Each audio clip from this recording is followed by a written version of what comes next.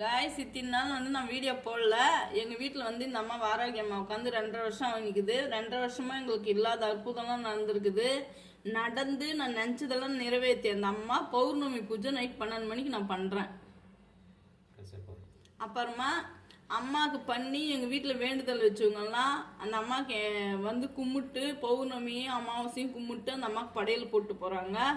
அதே மாதிரி என் குழந்தை எழுந்து நடக்காதுன்னா அந்த குழந்தை எழுந்து நிற்கிற அளவு அம்மா அப்பான்னு கூப்பிட்றவள அந்த அம்மா எனக்கு பண்ணி கொடுத்துருக்குறாங்க. உங்களுக்கு ஏன் இப்போ நான் இத்தனை நாளாக வீடியோ போடலன்னா 2 வருஷமா இப்போ அந்த அம்மா மகிமை எனக்கு ரொம்ப தெரியுது. அதுக்கோசரம் உங்களுக்கெல்லாம் தெரியப்படுத்தலாம். எங்கள் வீட்டிலே இருந்து எங்களுக்கு நல்லது பண்ணால் எங்களுக்கு மட்டும் தான் தெரியும், மற்றவங்களுக்கெல்லாம் சொன்னாதான் அது தெரியும் அப்படின்ட்டு.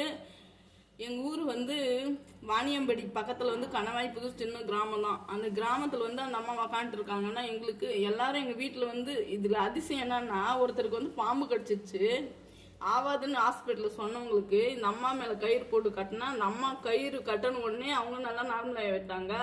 அதே மாதிரி ஒரு பசுமாட்டுக்கு பால் கறக்க முடியாத ரத்தமாக வந்துச்சு. அந்த அம்மா வச்சு கயிறு கொடுத்து அனுப்புனா அந்த மாடும் நல்லாவும் ஒரு கண்ணும் போட்டுருச்சு. நாங்கள் சொந்தமாக ஒரு பாக்குத்தட்டு பிஸ்னஸ் பண்ணுற அவளுக்கு அந்த அம்மா எடுத்துன்னு வந்துக்கிறாங்க.